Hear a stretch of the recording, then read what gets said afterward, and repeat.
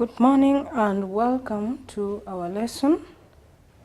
It is another fine morning where we still want to continue with our navigation on energy.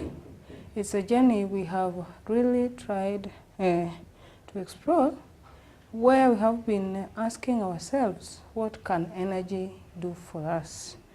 Now, in this case, we found out that energy cannot be made or destroyed, but we agreed that energy could be changed from one form to another. Now, sometimes we may not change energy to other forms, but rather we can just transfer it as it is.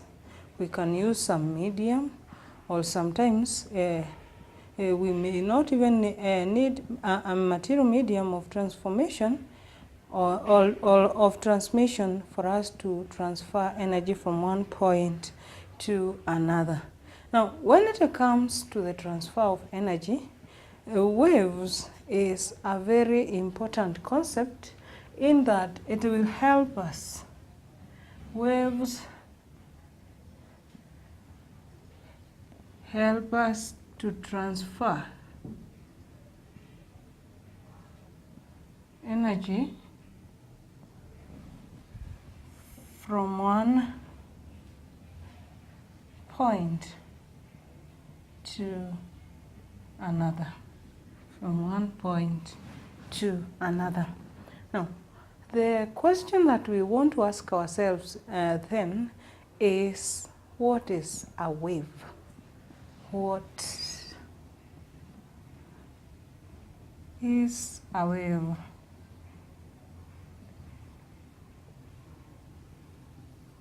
We have been able to find out that waves will actually help us to transfer energy from one point to another.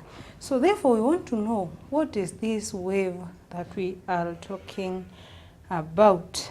And wave is simply transfer, or it is a disturbance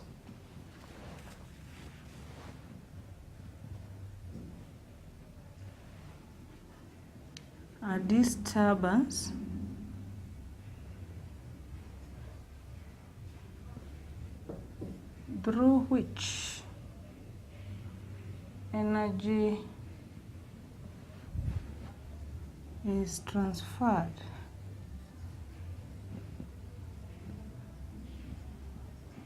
from one point to another. That you disturb a medium, or you cause some disturbance, and the energy with which you disturb whatever point that you are disturbing is actually transferred as it is from your point of disturbance to another point. Now, when that happens, we term it as a wave. Now,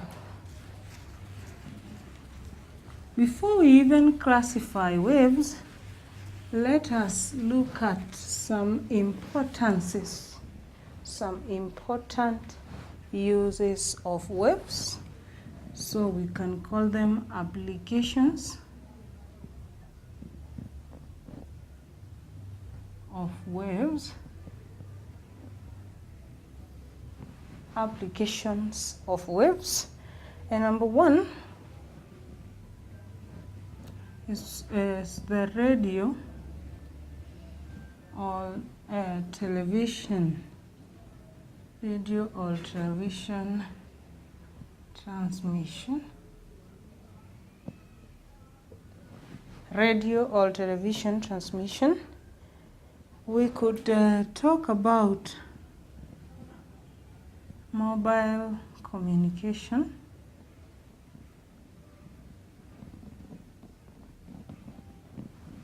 Mobile communication.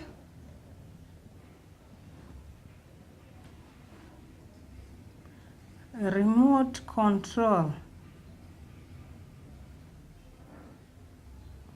operation. remote control operation, and finally we could talk about heat energy transmission.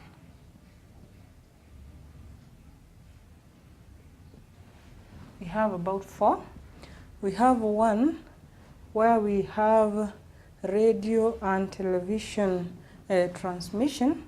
Like in the comfort of your table room, you can be able to watch someone from afar who is broadcasting something, or you can listen in to something over the radio through the transmission of waves.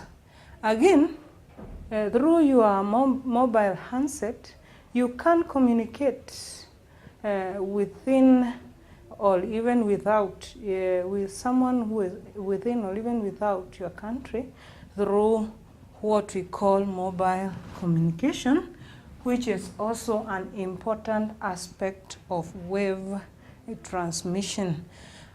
Also, electronics, the electronics that we have, for example, the TV, we can use remote controls, or even our amplifiers, we can actually operate them using remote controls, which also is an aspect that makes use of waves.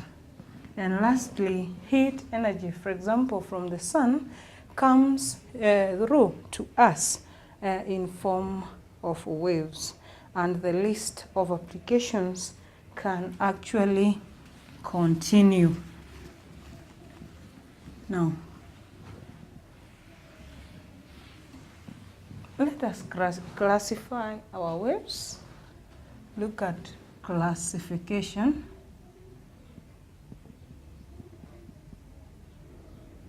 Of waves.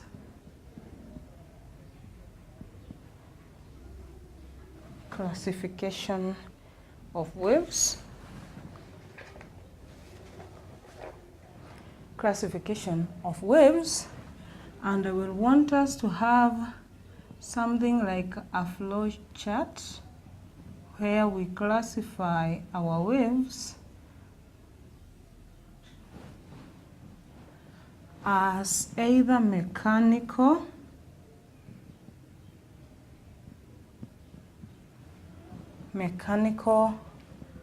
or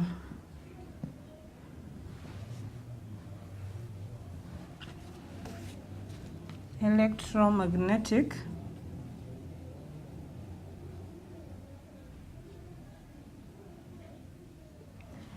Waves can either be mechanical or electromagnetic. This first one depends on whether the waves need a medium of transmission. Depending on whether they need a medium of transmission, we can classify them as mechanical or electromagnetic. Now, electromagnetic in themselves do not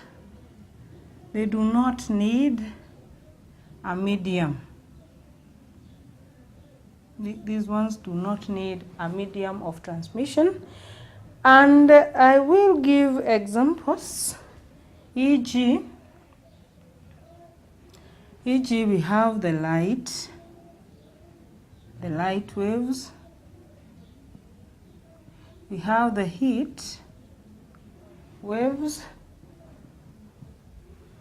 Then we have the radio waves and microwaves.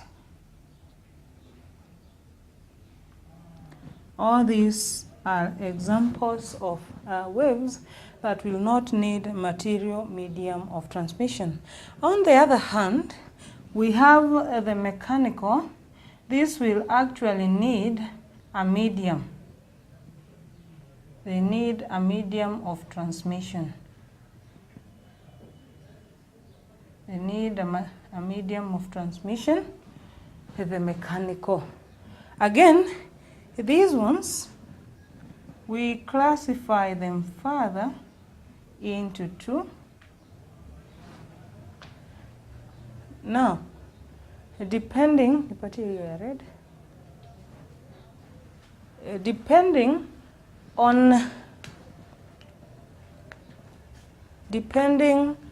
on whether the motion of waves, or let us call it the motion of particles in the medium, we can have longitudinal,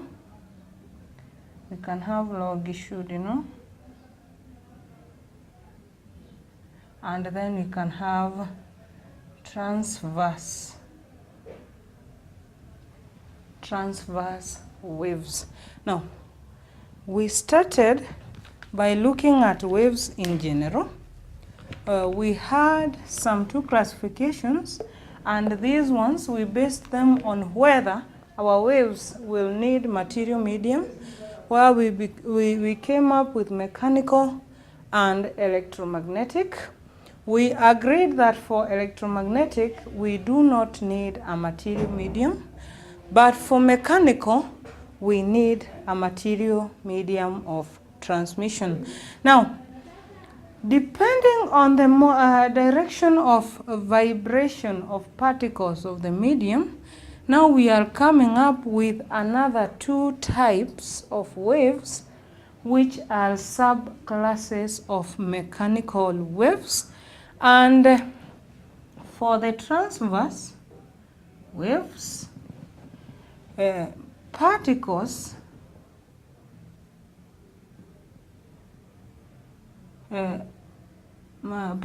vibrate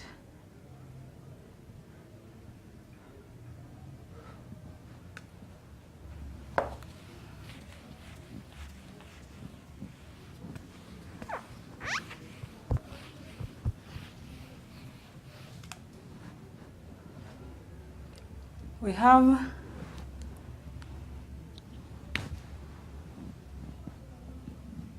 mechanical waves. We want to classify them into two, where we shall have longitudinal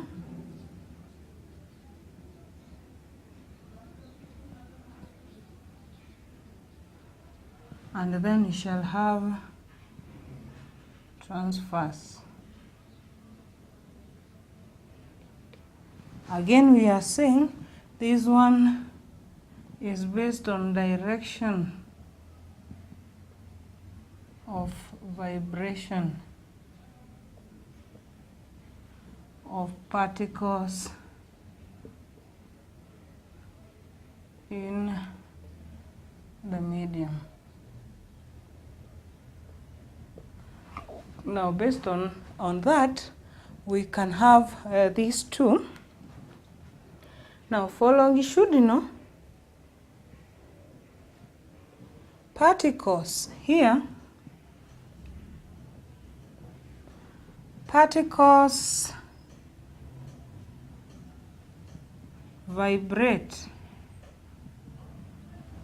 in the same direction as that of wave travel.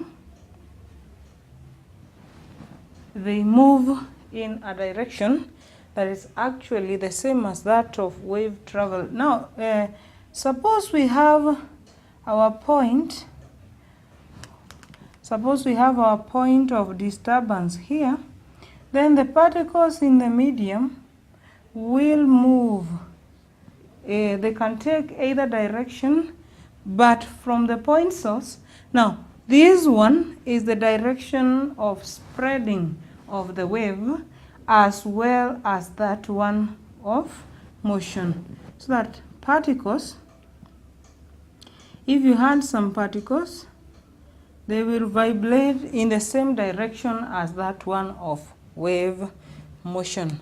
Now, on the other hand, here, particles vibrate in a direction perpendicular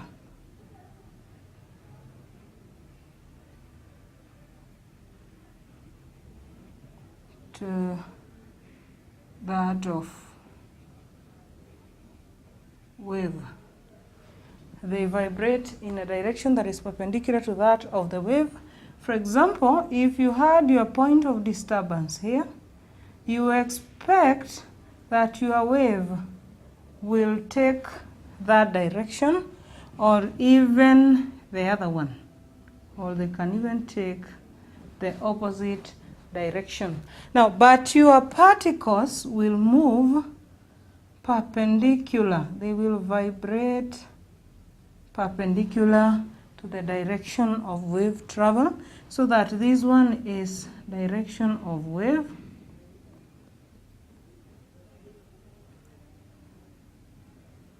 and this one is vibration of particles. Vibration of particles.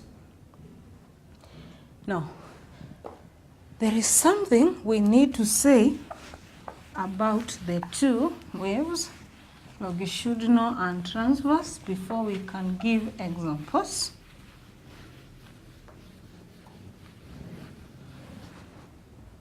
Before we can give examples, it's good to note that note that for a transverse wave,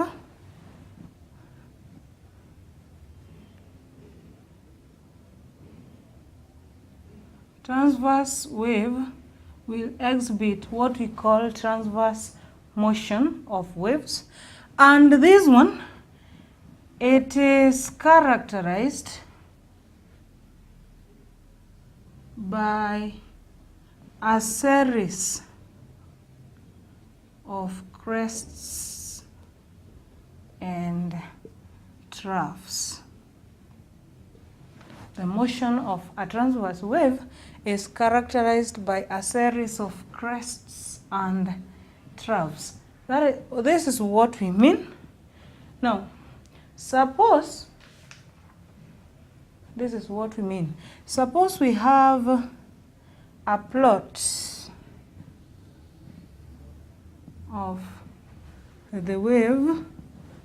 This one is actually the distance covered, distance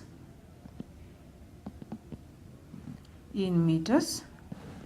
Let us take this one to be time in seconds. Now, what you expect a single particle in the medium to behave, or the kind of path you expect it to follow, will be a series of crests and troughs. Will be a series of crests and troughs. Now, there will be a maximum displacement on either sides of the wave motion, and we shall come to the displacement and find out what we can say about it. So basically, these are what we call the crests, and these ones are the troughs. Now, like we said, while the direction of motion of the wave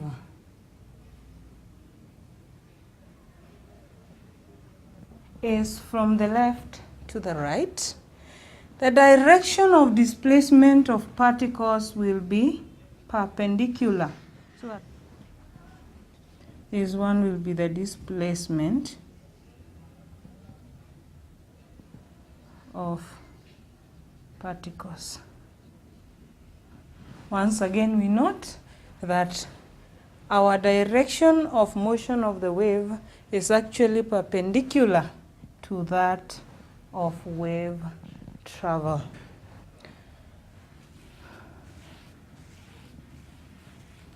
No.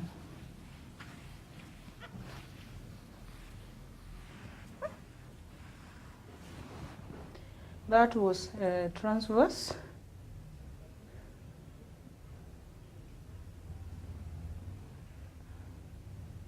And I want to give examples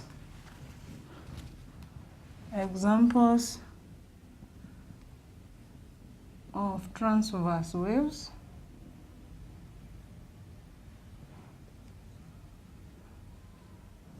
Examples of transverse waves will include sound waves and waves on a string. Waves on a string. Those are the two examples of transverse waves that you can have. Now let us say something about longitudinal waves. B is the longitudinal wave motion. And longitudinal wave motion is actually characterized by a series of compressions and rarefunctions. It is characterized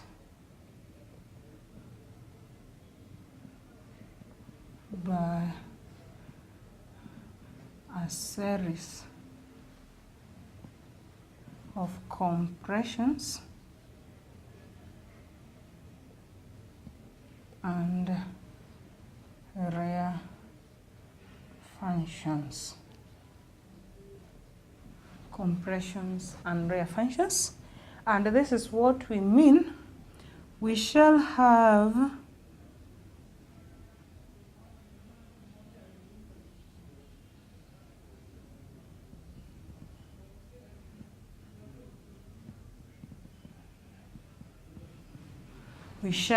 a wave motion that exhibits such a path where these are the compressions and these ones are regions of rarefunctions.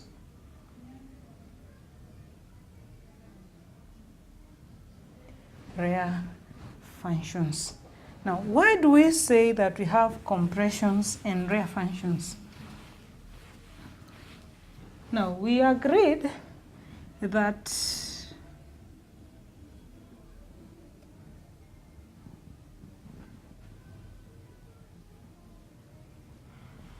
the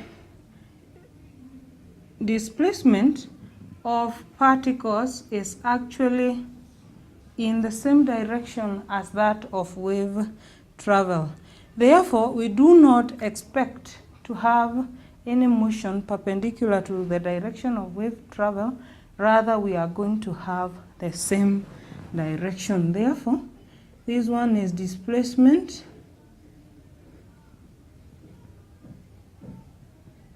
of particles, and it's also the direction of wave motion. It's also the direction of wave motion.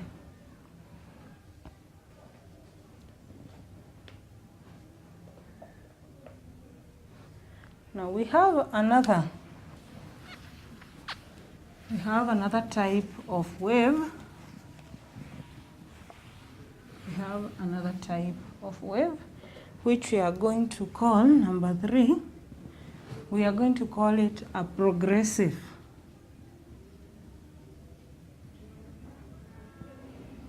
progressive wave.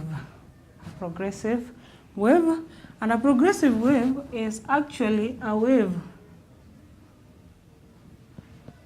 that moves continuously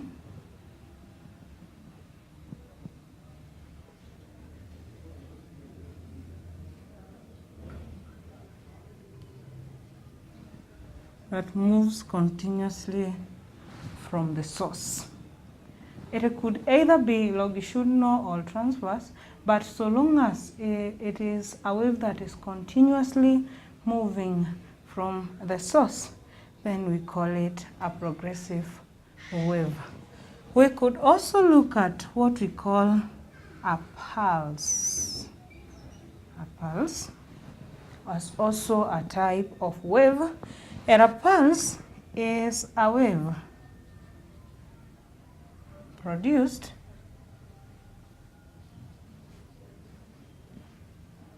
when a medium is disturbed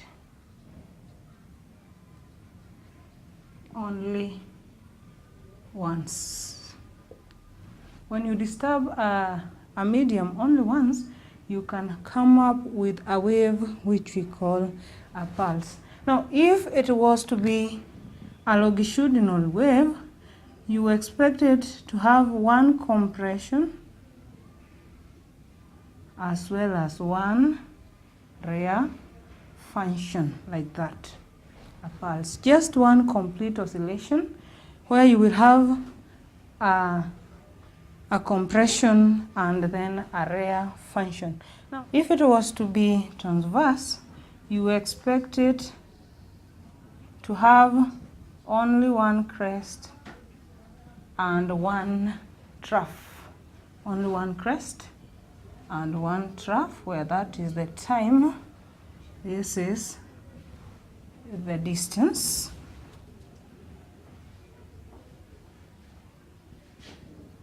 This one is in meters, this one is in seconds.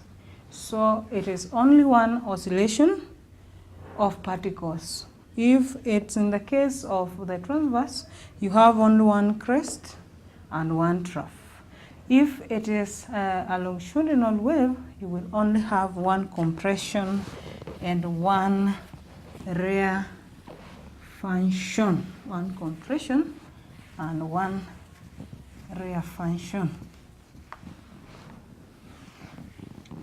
One compression and one rare function.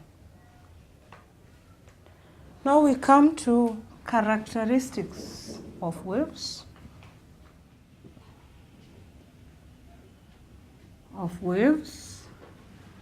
Characteristics of waves, and we realize once again that waves have different characteristics that are going to be explained in the following demonstration. Now, let us consider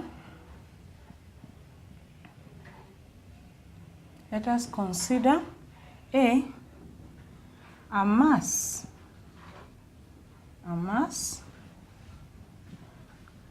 hanging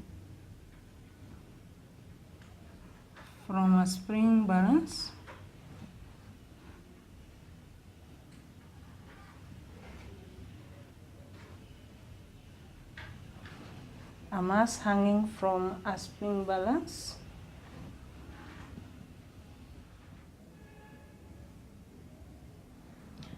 a spring balance and then we try to swing it through point N, L, M,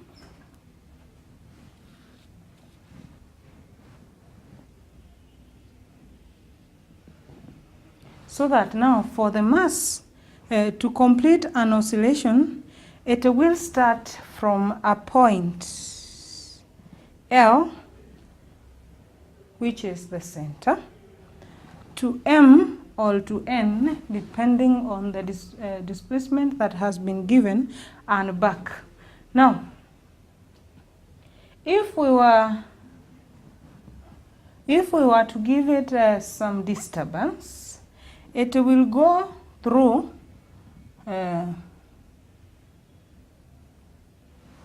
it will describe something like this. We disturb it.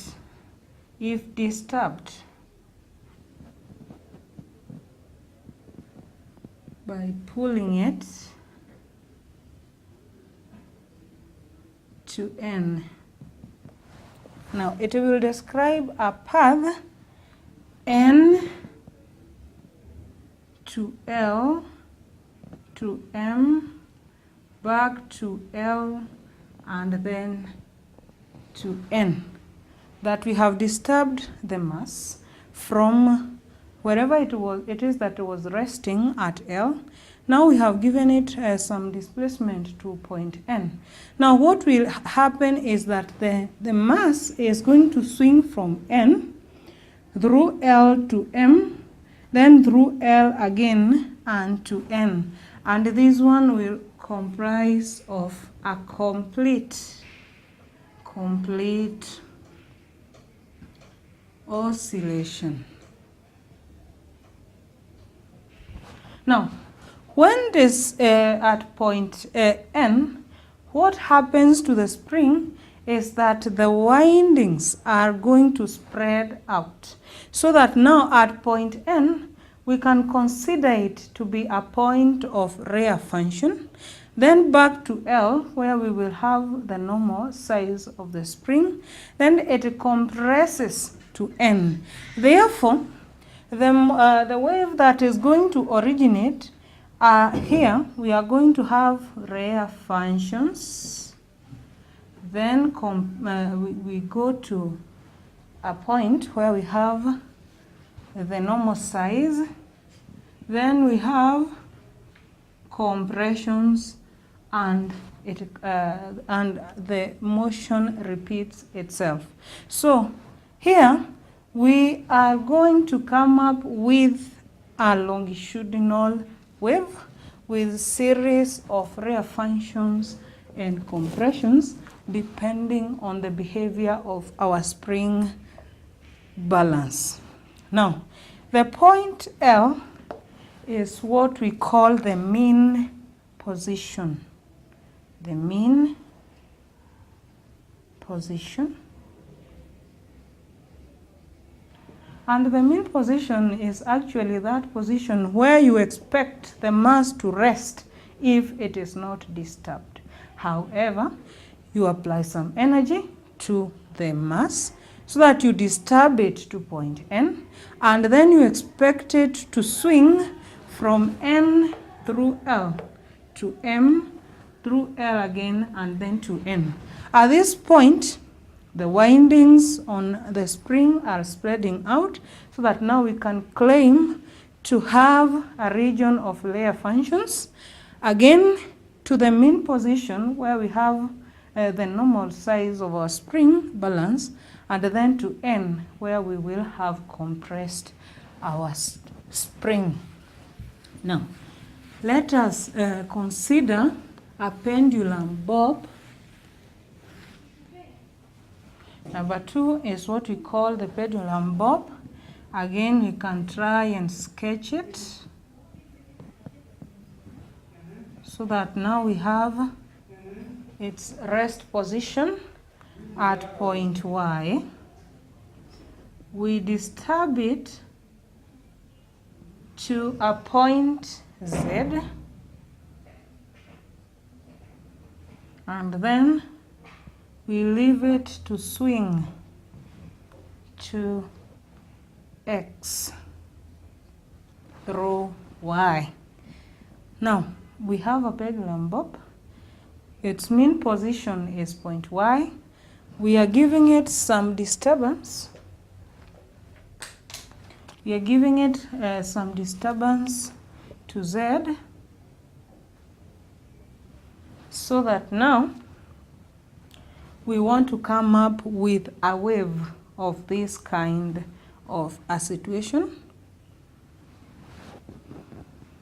Now, what will happen is that our bob, when given a displacement to z, it will swing from z to y to x through y again to z.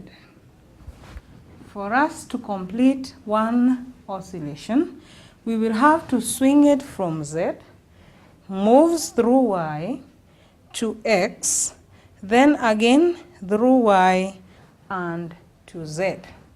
Now that way, we shall have completed one oscillation. One oscillation will be complete. And here, we are going to come up with a wave describing crests and troughs.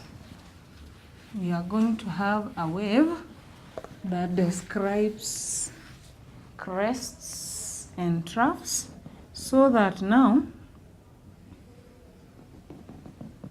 we could have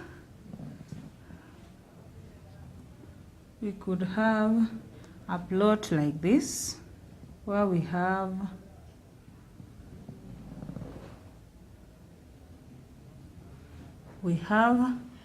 our mean position, which was actually y. Then we can have our z there. We can have our x there. Now here is where we shall have claimed to have one oscillation. That is one complete oscillation. That is one complete oscillation, where we have the direction, this one being the direction of wave travel,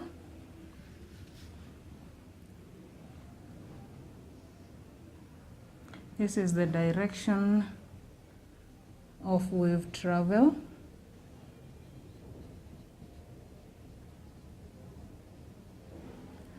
and again we have something perpendicular to it, which is the direction of displacement of particles.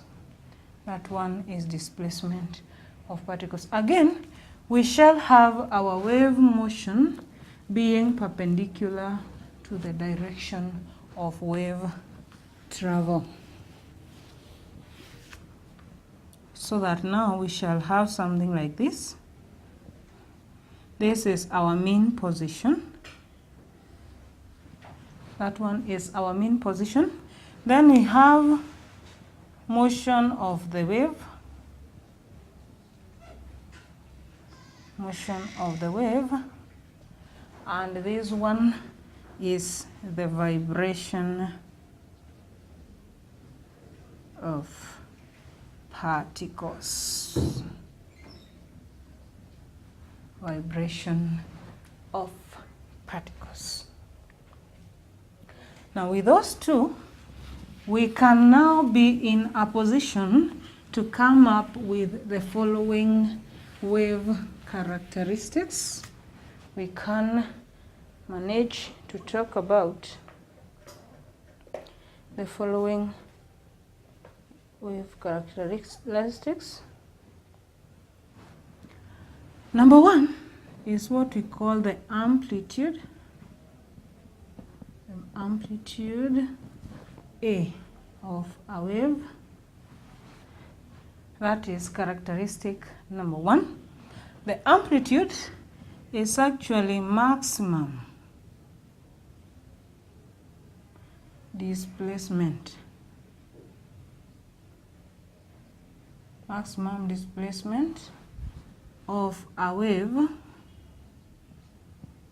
in both sides, on both sides of its motion. Maximum displacement of a wave on either sides. We have something like this.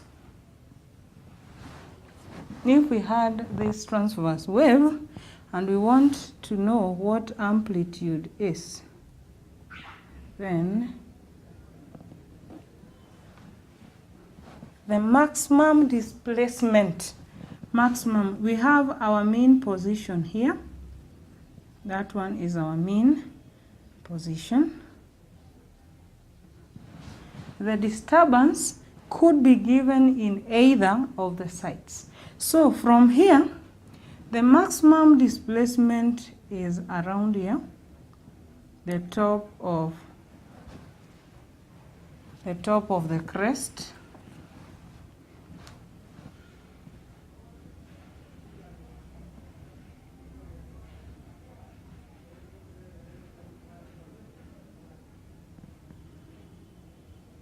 Here, that one could be A, or again the bottom of the trough.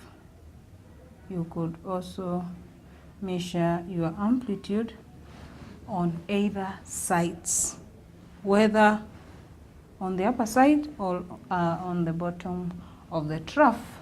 Both of them will give you the amplitude. It's worth noting also that it is measured, amplitude is measured in meters. It is actually given in meters. Number 2 is what we call the frequency. The frequency of a wave. And the frequency is that number of complete oscillations made in 1 second. It's the number of complete oscillations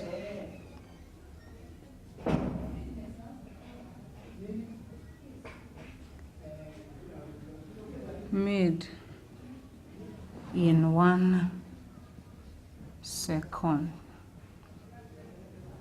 The number of complete oscillations are made in 1 second, and we measure it in hertz.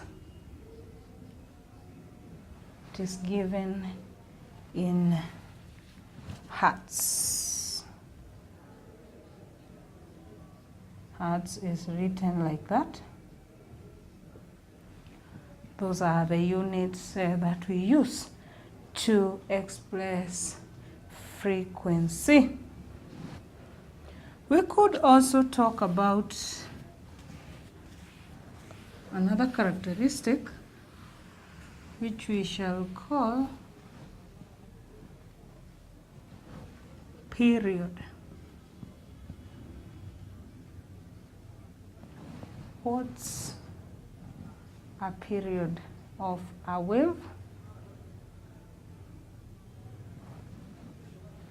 And this one is the time taken by a wave to complete an oscillation.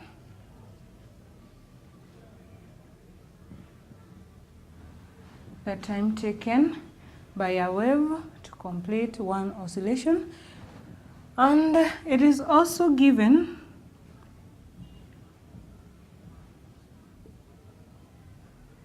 by 1 over f. 1 over frequency is going to give us the period. Now let us consider a transverse wave, for example, a transverse wave, and we have one oscillation.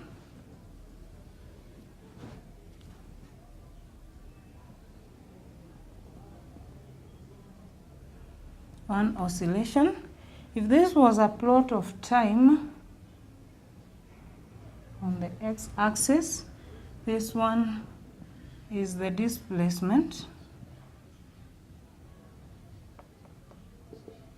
Now, the time taken to complete one oscillation, which comprises of a complete crest and a trough. The time taken to complete an oscillation, which is composed of a crest and a trough before we can now repeat the wave motion, is what we call the period. That is what we call the period. The time taken to complete an oscillation is from here through the mean position again and to complete another trough, so that now from there the wave motion is going to repeat itself. Now we can also look at a case of a longitudinal wave comprising of compressions and rare functions. Then we can have some compressions again.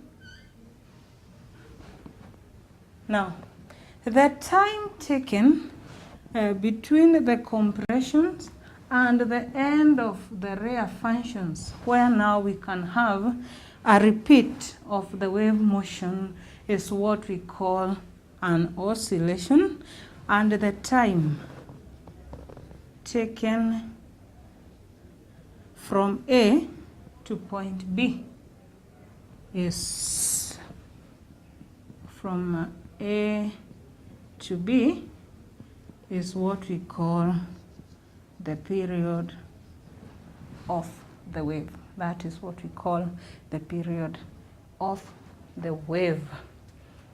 Now,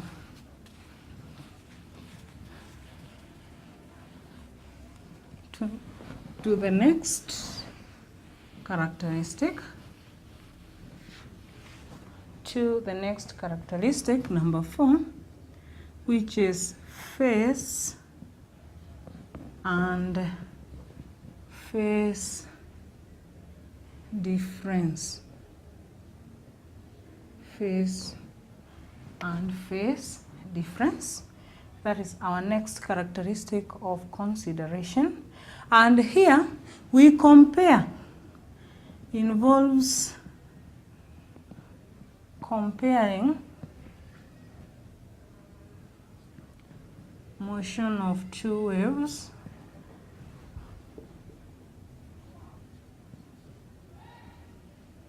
of the same kind.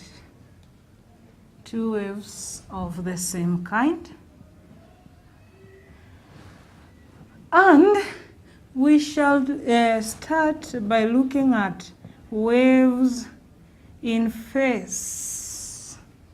Waves in phase. And ask ourselves, what do we mean when we say that waves are in phase? Now, we need to note that phase and phase difference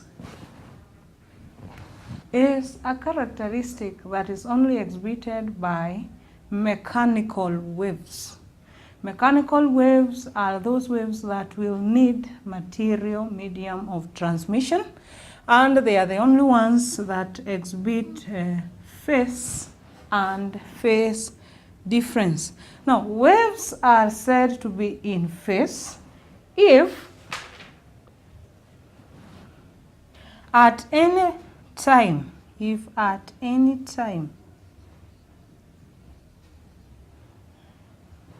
particles move in the same direction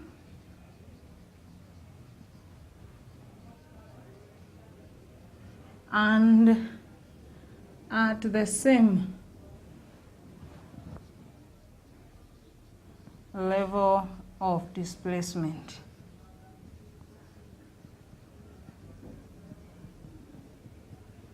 That for mechanical waves, energy is transmitted mainly through vibration of particles in the medium. And if for two waves, particles move in the same direction and at the same level of displacement, then the two waves are said to be in phase. Now take a look at this. If we considered a plot of displacement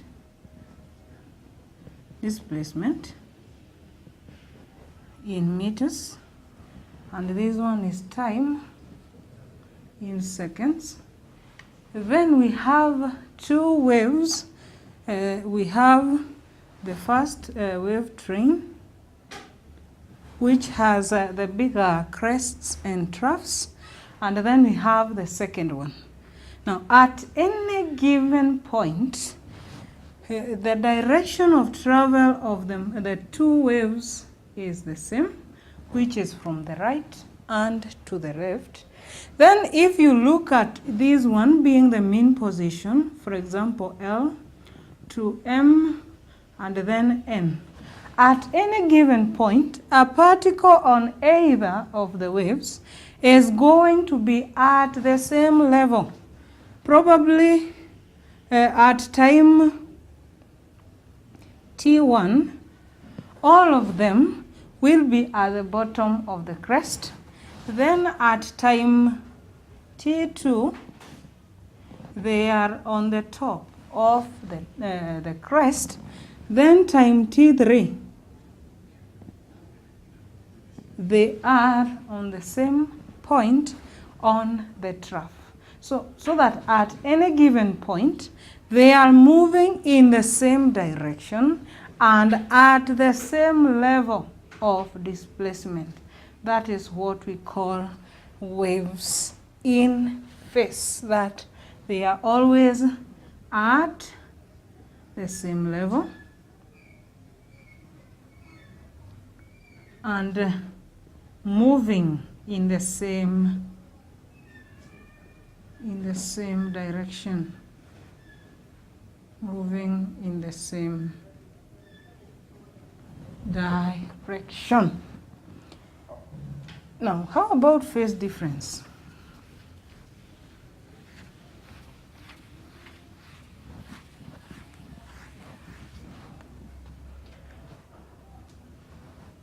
Phase difference is also what we call waves out of phase. Waves out of phase. And these are waves that move at different directions.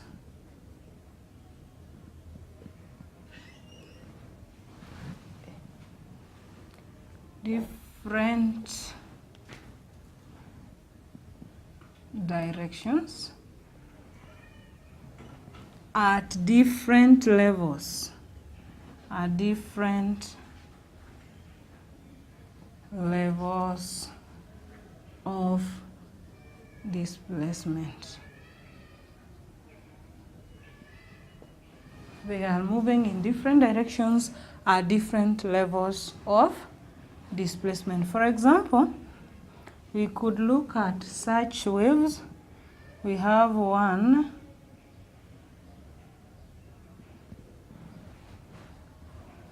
We need to note that when we talk about the direction of phase and phase differences, we actually refer to the particles in the medium. Not the wave itself, but the particles. Now, if we had something like this, we have two waves. Now, one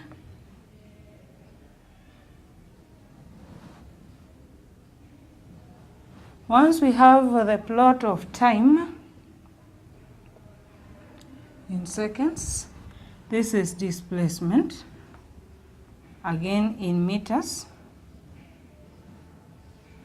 We have the first wave.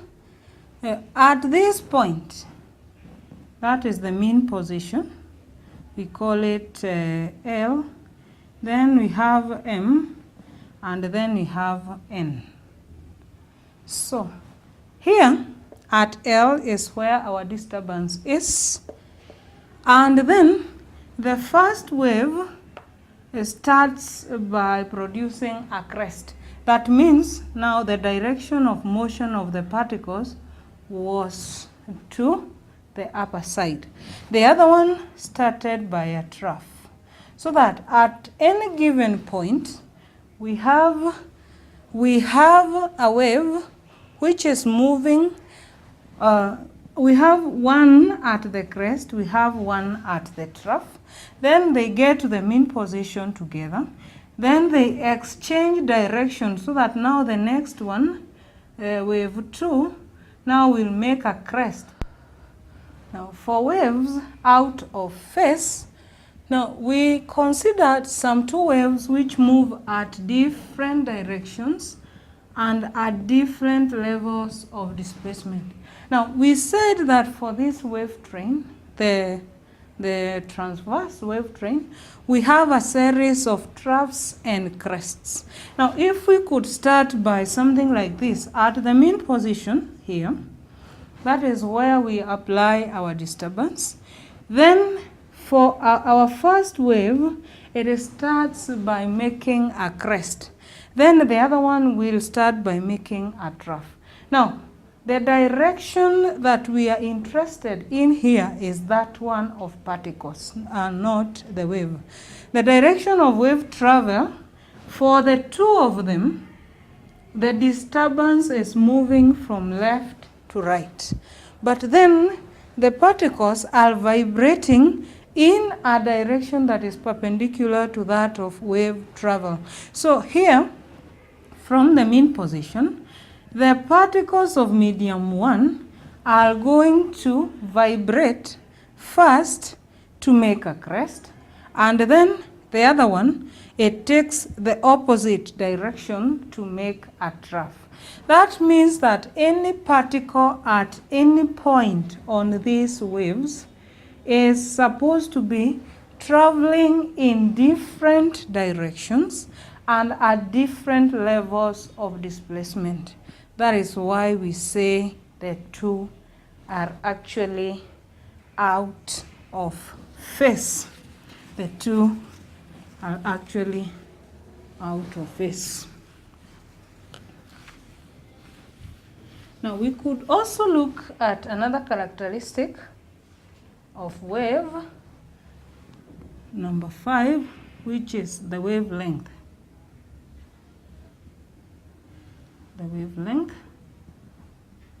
Wavelength is symbolized using lambda.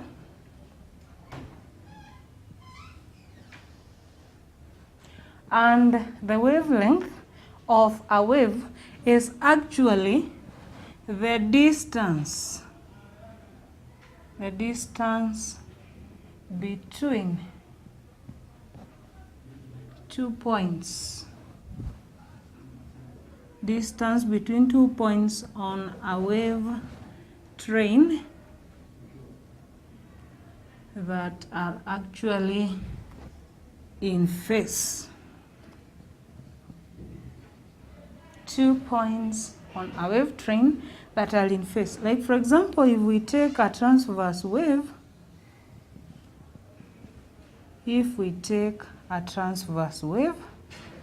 and then we have, now for us here,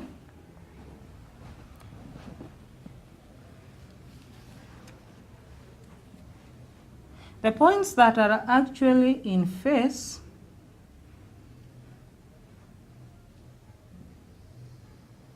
will be 2 successive crests or troughs.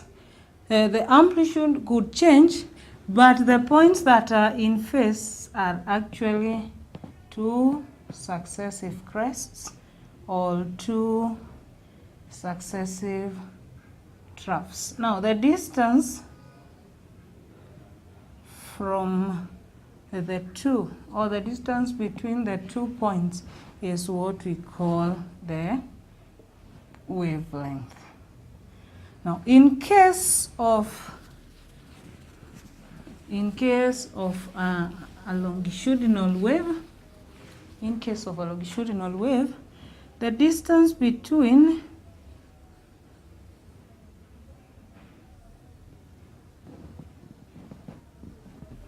the distance between compressions and rare functions. The distance between compressions and rare functions is what we call lambda. Now that marks the end of our lesson. When next we meet, we will go into the relationship between the characteristics we have just looked at and probably use them to do some calculations. Thank you.